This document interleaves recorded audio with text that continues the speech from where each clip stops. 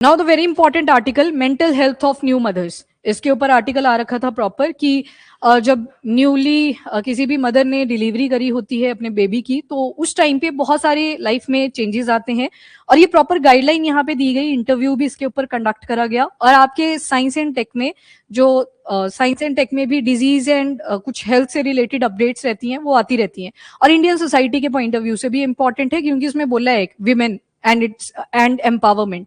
तो वीमेन से रिलेटेड जो भी एस्पेक्ट होते हैं वो उनका हेल्थ हो सकता है, नर्चरिंग कैपेबिलिटी हो सकती है, उनकी participation as a labour force की फॉर्म में हो सकती है। तो दो सब्जेक्ट में से ये पॉइंट आपके इंपॉर्टेंट निकल के आते हैं। एक इसको प्रीलिम्स पॉइंट ऑफ व्यू से देखेंगे, एक मेंस पॉइंट ऑफ व्यू से।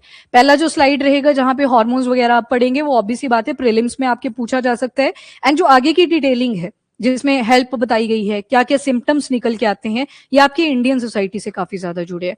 बाकी इसके किसी ने ऑप्शनल एंथ्रो उठाया या सोशियोलॉजी उठाई है, उनके लिए काफी ज्यादा इंपॉर्टेंट आर्टिकल है। इजी लगेगा आपको, आप सोचोगे मैं कि क्यों ही पढ़ रहे हैं इसको, पर मैंने आपको बता दिया, आपके सिलेबस में इनका मेंशन किया हुआ है। चलिए जी, तो mental health of new mothers. सबसे पहले तो जब भी नया बेबी बॉर्न होता है, बड़े सारे रिश्तेदार आते हैं उस मदर से मिलने के लिए। मदर से नहीं मिलने आए होते, वैसे बच्चे को देखने के लिए आए होते हैं, क्यूट है नहीं है। फिर जब तक बच्चा हंस रहा होता है बढ़िया, तो सारे उसको पकड़ रहे होते हैं। जैसे ही वो रोएगा, किसके पास पकड़ा देते हैं? उसकी मम्मी के पास। सारे ढूंढते हैं कि इसकी मम्मी कहाँ गई, मम्मी कहाँ गई, और मम्मी के पास पकड़ा देते हैं। पर जिसने डिलीवरी करी होती है, वो ऑलरेडी बहुत सी चीजों से उस टाइम पे सफर कर रही होती है। तो उसी की डिटेलिंग यहाँ पे दी गई है। सबसे पहले तो फिजिकल रिकवरी होना बहुत ज्यादा जरूरी है। बोला जाता है नॉर्मल डिलीवरी होती है तो इतनी हड्डियां नहीं टूटी होती, उतनी पेन, उससे भी ज्यादा पेन होती है। इसके अलावा दूसरा, रिकवरी के लिए टाइम लगता है, और अगर तो सिजेरियन हुआ है फिर तो और ज्यादा रिकवरी के लिए टाइम टेकिंग प्रोसेस होती है। अब सबसे पहले तो फिजिकल रिकवरी होती है, ऊपर से न्यू बॉर्न जो नवजात है उसकी भी थोड़ी केयर टेकिंग करनी पड़ती है, और सारे उसी के में लगे होते हैं मैक्सिमम टाइम। और मेंटल और इमोशनल वेलबींग जो होता है मदर का, वो बहुत ज्यादा अफेक्ट होता है जब ये सारा पीरियड वहां पे निकलता है। तो यहाँ पे जो आज हम बात करेंगे वो पोस्टपार्टम डिप्रेशन की बात करेंगे। पोस्टपार्टम का मतलब है आफ्टर डिलीवरी कि क्या क्या कॉन्सिक्वेंसेस, क्या क्या चीजें एक मदर ने फेस करी। तो सबसे पहले बहुत सी वीमेन होती हैं जो एंजाइटी, स्ट्रेस, मूड स्विंग और emotional exhaustion after child birth, ये सारी चीजों को फेस करती हैं। अब इसमें भी अगर हार्मोनल चेंजेस आप देखोगे कि क्या क्या हार्मोन्स में चेंजेस आते हैं, तो नंबर 1 है एस्ट्रोजन। जो एस्ट्रोजन है, ये फीमेल्स के अंदर मूड स्विंग्स के लिए बहुत ज्यादा रिस्पॉन्सिबल होता है। जैसे ही पोस्टपार्टम पीरियड चलता है, यानी कि बेबी का बर्थ हो चुका है, तो उस टाइम पे एस्ट्रोजन का जो लेवल है वो ड्रॉप करता है, और इसकी वजह से मदर्स में बहुत ज्यादा मूड स्विंग्स आते हैं, थकान रहती है बॉडी में, वजाइनल ड्राइनेस भी रहती है, जिसकी वजह से जो सेक्सुअल विल है वो भी डिक्रीज कर जाती है। देन आता है दूसरा हार्मोन, दैट इज प्रोजेस्टेरॉन। ये सबसे ज्यादा इंक्रीज होता है, P for progesterone, P for pregnancy. तो उस टाइम पीरियड में, तो अब तो डिलीवरी हो चुकी है, तो डिलीवरी के बाद इसमें भी सडन ड्रॉप आता है जो प्रोजेस्टेरॉन है। इसकी वजह से एंजाइटी होती है, मूड खराब सा रहता है, और स्लीप में भी काफी ज्यादा डिस्टर्बेंस रहती है। एक तो देखो हार्मोन की वजह से स्लीप डिस्टर्बेंस हुआ, ऊपर से वो जो न्यू बॉर्न है वो भी रोएगा, तो उससे स्लीप डिस्टर्बेंस और ज्यादा होगी। इसके बाद आता है प्रोलैक्टिन। प्रोलैक्टिन जो होता है, ये ब्रेस्ट मिल्क प्रोडक्शन को स्टिमुलेट करता है। अब बच्चे को फीड भी तो करना है, तो ये प्रोलैक्टिन जो होता है उस टाइम पे सबसे ज्यादा एक्टिव रहता है।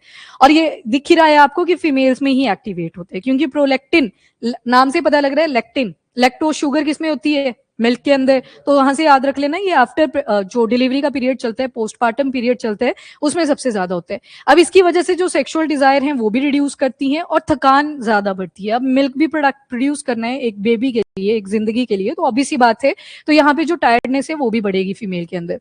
देन आते हैं ऑक्सीटोसिन, जिसे कडलिंग हार्मोन भी बोलते हैं, और ये बेबी के साथ जो बॉन्ड है मदर का, उसको भी डेवलप करने में हेल्प करता है। तभी जब बोलते हैं ना कि बेबी को गले लगाया मदर ने, तो ऑक्सीटोसिन वहां पे रिलीज होता है, कडलिंग हार्मोन इसको बोला गया।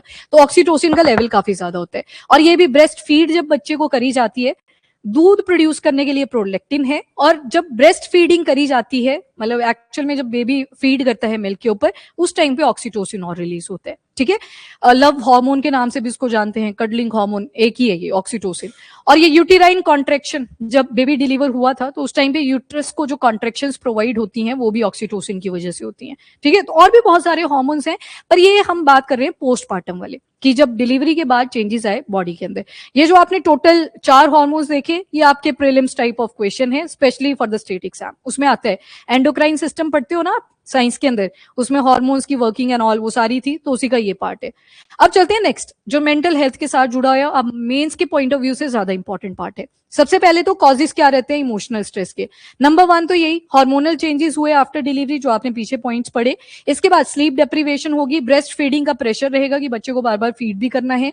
सडनली लाइफस्टाइल में बहुत सारे चेंजेस होते हैं, तो उसको एडजस्ट करने में भी टाइम लगता है।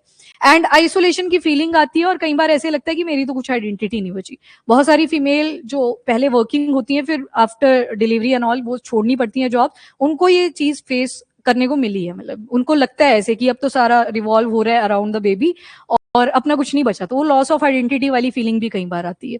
इसके बाद बेबी ब्लूज होते हैं। अब ये बेबी ब्लूज क्या है, तो टेम्परेरी जो इमोशनल डिस्टर्बेंस आई आफ्टर चाइल्ड बर्थ, ये बहुत कॉमन होती है, मैक्सिमम फीमेल्स में होती है। हाँ, वहां पे कम मिलेगी जहां पे फैमिली सपोर्ट थोड़ा ज्यादा मिल जाता है, वहां पे ये चीजें कम होती हैं फेस। अब ये वीकनेस का साइन नहीं होता है, ये मतलब नेचुरल है, ये चीज जो हर फीमेल फेस करती है after this delivery period. Warning sign होता है कि मेडिकल अटेंशन तो फिर भी चाहिए, मतलब आप और ज्यादा डिट्योरेट नहीं कर सकते उस फीमेल का मूड, तो आपको मेडिकल अटेंशन तो चाहिए होती है। अगर ये सिम्टम परसिस्ट करते हैं तो बड़े लंबे अर्जे के लिए वो सैडनेस रहती है फीमेल की बॉडी में, और उसके बाद एकदम से रोने का मन करेगा, रो भी देंगी फीमेल्स, वो भी आता है। इरिटेशन रहती है, बॉडी में थकान रहती है, और एम्प्टीनेस, खालीपन फील होता है, अपनी आइडेंटिटी ऐसे लॉस सी लगती है। तो ये बेबी ब्लूज का जो फेज होता है, ये सारी फीमेल्स में कॉमन है, पर कई बार मेडिकल अटेंशन भी इसको देनी पड़ती है। ठीक है, तो ये सारी प्रॉब्लम्स आ सकती हैं, और दूसरी एक्टिविटीज में इंटरेस्ट खत्म हो जाना। इसके बाद फिजिकल हेल्थ में कुछ रेड फ्लैग्स निकल के आते हैं जहां पे मेडिकल हेल्प की जरूरत होती है। सबसे पहले तो कईयों को ये ब्रेस्ट फीडिंग के दौरान प्रॉब्लम आती है कि स्वॉलन हो जाती है, या पेनफुल ब्रेस्ट फीडिंग का टाइम पीरियड चलता है, तो एक तो यहाँ पे मेडिकल अटेंशन की जरूरत है।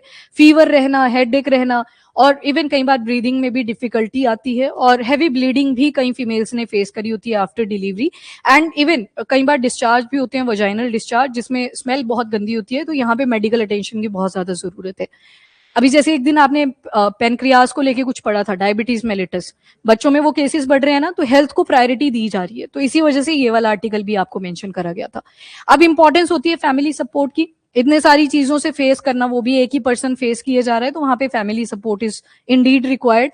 तो सपोर्टिव फैमिली एनवायरमेंट रिकवरी में और ज्यादा हेल्प करता है, जैसे मैंने शुरू में भी बोला। पर हाँ, अगर अर्ली आइडेंटिफिकेशन में से निकल के आती है कि ये फीमेल ज्यादा फेस कर रही है, तो वहां पे मेडिकल अटेंशन रिक्वायर्ड रहती है।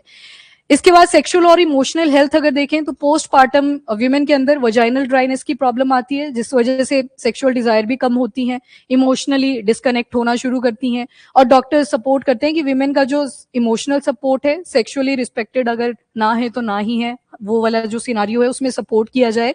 एंड मेंटली भी उसको केयर मिलनी चाहिए फ्रॉम द फैमिली मेंबर्स। और रिकमेंडेशन क्या दी जाती है, तो सबसे ज्यादा जो बॉडी का पार्ट इंपैक्ट होता है ड्यूरिंग दिस फेज, वो है पेल्विक गर्डल वाला एरिया, मतलब जहां पे वूम वाला पार्ट आ गया।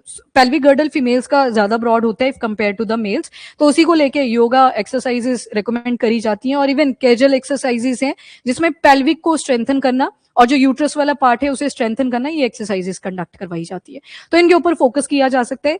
ये आर्टिकल आपका डायरेक्ट कभी भी नहीं पूछा जाएगा। मेंटल हेल्थ ऑफ फीमेल या फिजिकल हेल्थ के ऊपर कभी कोई क्वेश्चन आता है इंडियन सोसाइटी वाले पार्ट के अंदर, वहां पे आपको ये यूज करना पड़ेगा, क्योंकि अब मेंशन कर दिया तो फिर यूज करना पड़ेगा। ठीक है।